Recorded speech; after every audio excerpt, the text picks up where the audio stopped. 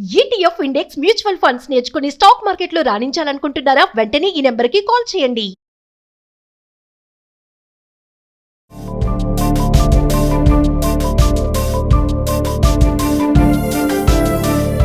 Hello నమస్తే, welcome back to Suman TV. ప్రస్తుతం మనతో పాటు ఉన్నారు మోటివేషనల్ స్పీకర్, లైఫ్ కోచ్ దత్తేశ్వర్ గారు. నమస్తే అండి. నమస్తే అండి. సార్, ఈ టాపిక్ తీసుకున్నానే కానీ నాకు చాలా కామెంట్స్ వస్తాయి ఖచ్చితంగా. మరి మీరు ఎలా మాట్లాడతారో చూడాలి నేను కూడా. అంటే లేడీస్కి మామూలుగా పరాయి మగాడితో ఎలా బిహేవ్ చేయాలి, ఎలా ఉండాలి, ఎలా మాట్లాడాలి, ఎలా అంటే ఆ ఫీలింగ్స్ కానీ ఆ ఫేస్ ఎక్స్ప్రెషన్స్ కానీ ఇవన్నీ కూడా అంటే ఈ మధ్య కాలంలో మనం చూస్తున్నాం చాలానే. అది టీనేజర్స్ దగ్గర నుంచి పెద్దవాళ్ళ వరకు కూడా ఇవి కనిపిస్తున్నాయి మనకి. అంటే ఆడవాళ్ళు కోపడతారేమో ఈ మాటలకి. చూద్దాం అంటే ఎందుకు ఇలా తయారవుతున్నారు ఆఫీస్ ప్లేసెస్లో కానీ, వేరే మగవాడితోటి వీళ్ళ రిలేషన్ కానీ, మాటలు కానీ, ఈ యొక్క ఏమంటారు టచింగ్ కానీ ఇవన్నీ ఎలా ఉంటున్నాయి అంటే తెలియటం లేదా, తెలిసే ఇలా బిహేవ్ చేస్తున్నారా, లగ్జరీ అనుకోవాలా, ప్యాషన్ అనుకోవాలా, అంటే ఏం చెప్తారు? మంచి క్వశ్చన్ వేశారండి. ఇప్పుడు నేను చెప్పేది అందరి లేడీస్ గురించి నేను మాట్లాడట్లేదు. ఎక్కువ మంది సమాజంలో చాలా ఎక్కువ మంది వాళ్ళ ప్రవర్తన తీరు ఎలా ఉంది, యాక్చువల్గా వాళ్ళు ఎలా ఉండాలి, ఇప్పుడు ఎలా ఉంటున్నారు, దానివల్ల సమాజం ఏ దిశగా పరుగులు తీస్తుందో నేను చెప్తాను మీకు.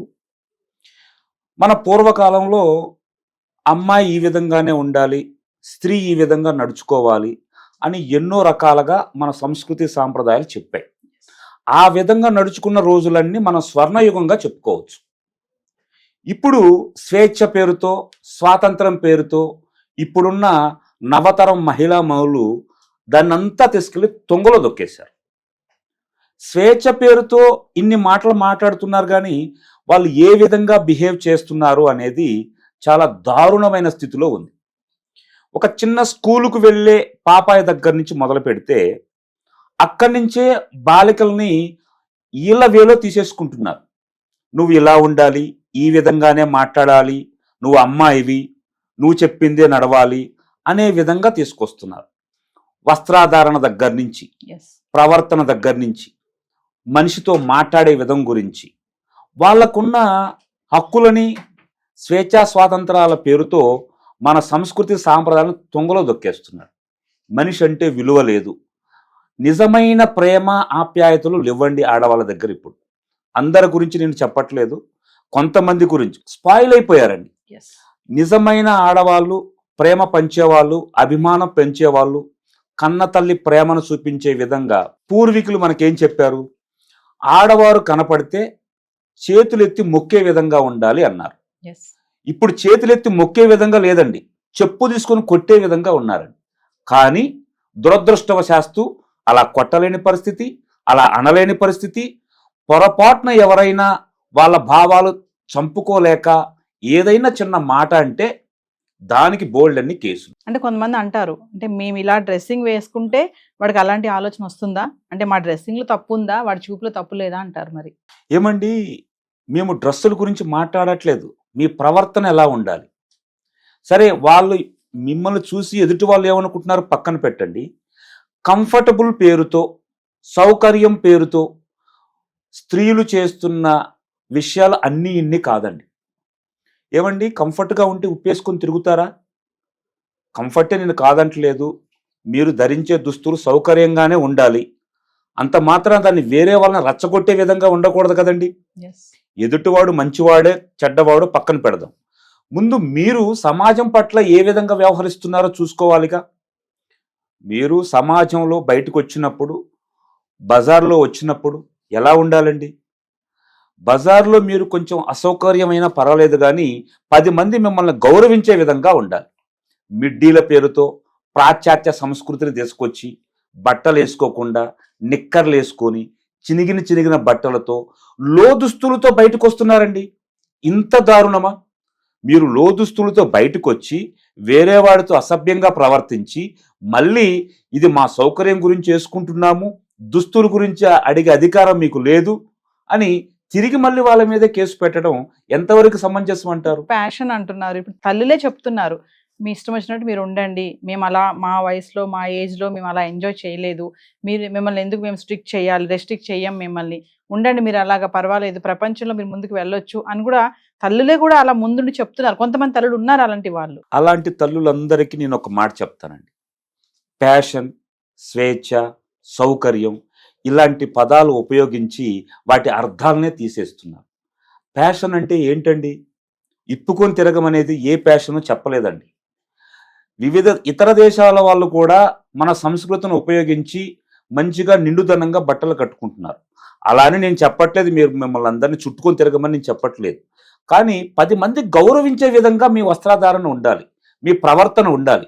మీరు బట్టలు విప్పుకొని తిరుగుతూ ఎదుటివాడికే తప్పు, వాడి భావన అలా ఉంటే మేమేం చేయాలి అనడం ఎంతవరకు సమంజసం? సత్యేశ్వర్ గారు, ఇప్పుడు ఏంటంటే ఈ మధ్య కాలంలో చూసుకుంటే అపార్ట్మెంట్స్ వచ్చేసాయి, గ్రేటెడ్ కమ్యూనిటీస్ వచ్చేసాయి, ఇంకా వర్కింగ్ ప్లేసెస్లో కూడా లేడీస్ ఎలా ఉంటున్నారంటే ఫ్యాషనబుల్ అయిపోయారు బాగా. అంటే మా హస్బెండ్స్ ఒక అమ్మాయితో చాలా క్లోజ్గా మాట్లాడుతున్నారు, మగవాళ్ళు మాట్లాడగలేంది ఆడవాళ్ళు మేము ఉంటే ఏంది, ఫ్రీగా ఎందుకు ఉండకూడదు మేము వాళ్ళతో అని చెప్పేసి నవ్వడంతో పాటు వాళ్ళతో కలిసి మాట్లాడడంతో పాటు భుజాల మీద చేతులు వేయడం, పక్క పక్కనే కూర్చోవడం, తిరగడము, ఇలాంటివన్నీ చేస్తున్నారు. ఇదేం తప్పు కాదే అంటున్నారు. కానీ రేపు పొద్దుట ఏమైనా సమస్య అవుతే మా తల్లుల్ని చూసి పిల్లలు నేర్చుకుంటే, అంటే మా అమ్మ ఇంత ఫ్రీగా ఉంటుంది కదా, నేను కూడా ఉంటే ఏమవుతుంది అనే ధోరణి కూడా స్టార్ట్ అవుతుంది కదా, ఇది ఎలా అంటారు? మోడర్న్ పేరుతో ప్రాచ్యాస సంస్కృతిని పాటిస్తూ ఎన్నో రకాలుగా ఆడవాళ్ళు విచ్చలవిడిగా తయారైపోయారండి. ఫ్యాషన్ అంటే బట్టలు ఇప్పుకొని తిరగమని లేదండి. వేరే పరాయి మగాడి మీద భుజాల మీద చేతులేసి తిరిగితే వాడు రేపు ఏం చేస్తాడు? ఈ రోజు నా భుజాల మీద చేసింది కాబట్టి రేపు కౌగులించుకున్నా ఏమనదు కదా అని చెప్పేసి కౌగులించుకుంటాడు. అది ఎంతవరకు కరెక్టు? ఏమండి, మనం అడవుల్లోనో ఎడారిలోనో బ్రతకట్లేదు, సమాజంలో బ్రతుకుతున్నాం. సమాజంలో బ్రతికేటప్పుడు సమాజ కట్టుబాట్లను పాటించాల్సిన కనీస అవసరం అందరి మీద ఉంది. ఒక స్త్రీల మీదే కాదు, ఒక మగాడి మీదే కాదు, ప్రతి ఒక్కరూ పాటిస్తేనే ఎవరు ఎక్కడ ఎలా ఉండాలో అలా ఉంటేనే గౌరవం అండి. అంతేగాని నేను ఫ్యాషన్గా ఉంటాను, మోడర్న్గా ఉంటాను అంటే ఉండు, అది మీ ఇంట్లో ఉండు. బజార్లో 4 వీధుల్లో తిరిగితే అది నీ గౌరవానికే మచ్చ, మీ తల్లిదండ్రులకి మెచ్చ. అది కరెక్ట్ కాదు. అది అంటే ఆడవాళ్ళ ఒక డ్రెస్సింగ్ కానీ, ఆ స్టైల్ మూమెంట్స్లో కానీ, ఈ మాటల్లో కానీ, దీనివల్ల వాళ్ళ ఆలోచన విధానం కూడా మారుతుంది అంటారా? అందుకే ఇలాంటి క్రైమ్స్ అన్ని కూడా జరుగుతున్నాయి అంటారా? నేను దీన్ని 100% ఏకీభవిస్తానండి. ఎందుకు అంటే నాకు సాంప్రదాయబద్ధమైన శారీ కట్టుకొని పూజ చేసే వాళ్ళ మీద ఒక విధంగా ఉంటుందండి, ఏ మగాడికైనా. లేదు ఫ్యాషన్ పేరుతో బట్టలే వేసుకోకుండా చినిగిన డ్రాయర్లు వేసుకొని తిరిగితే కరెక్ట్ అయిన భావన వస్తుందంటారా? మీరు చెప్పండి. రాదు కదండి. అదేవిధంగా నేనేమంటున్నానంటే ఇవే బట్టలు వేసుకోవాలి, ఇవే చుట్టుకోవాలి నేను అనట్లేదండి. మీరు ఫ్యాషన్ని ఫాలో అవ్వండి, మోడర్న్గా ఉండండి, కానీ ఎట్ ద సేమ్ టైం సమాజ కట్టుబాట్లను కనీసం గౌరవించండి. మీకు వీలైనంత వరకు వాటిని పాటించండి. ఏమండి, మా బట్టలు మేము కట్టుకున్నాము, వాడి చూపులోనే తేడా ఉంది అంటే అది కరెక్ట్ కాదండి. మీరు ప్రవర్తించాల్సిన తీరు కూడా బాగుండాలి అండి. అంటే మేము పూర్వకాలంలో లేడీస్ కాదు, మేము ఫ్యాషనబుల్, మేము అంతా మారిపోయింది, టెక్నాలజీ అంతా డెవలప్మెంట్ వచ్చేసింది, మేము అబ్బాయిల కంటే ఎక్కువే, మేము వాళ్ళ సమానం కూడా కాదు, ఇంకా పైన ఒక స్టెప్ ఎక్కువే ఉన్నాము, ఎందుకు అలా ఉండాలి ఇలా ఉండాలి అని చెప్పేసి కూడా చాలా మంది, కొంతమంది మహిళలు మాట్లాడుతూ ఉంటారు. మరి వాటిని ఎలా చూడొచ్చు అంటారు? ఇది మీరు చెప్పింది కరెక్టేనండి. ఇప్పుడు నిజంగానే మహిళలు ఎక్కువైపోయారు. ఆ సినీ కవి రాసినట్టు లేచింది మహిళా లోకం, నిద్ర లేచింది మహిళా లోకం, దద్దరిల్లింది పురుష ప్రపంచం అన్నారు చూడండి. ఇది అక్షరాల నిజమండి. నిజంగానే పురుష ప్రపంచం దద్దరిల్లిపోతుందండి. బయటికి రావాలన్నా, లేడీస్తో మాట్లాడాలన్నా, ఇంకా వేరే ఏదన్నా చేయాలి అన్నా కానీ భయపడి చచ్చిపోతున్నారు. ఇప్పుడు మీరు అన్నా చూసారా, లేచింది మహిళా లోకం, దద్దరిల్లింది పురుష ప్రపంచం అని. దీని మీద ఒక వీడియో చేయాలి మీతోనే, ఎందుకంటే లేచింది మహిళా లోకం, మరి మగాళ్ళందరికీ నిద్రపోవాల్సిందేనా అన్నట్టే ఉంది బయట సమాజం ఇప్పుడు. మరి మరొక వీడియోలో మనం దీని గురించి మాట్లాడుకుందాం. తప్పకుండా అండి. Thank you.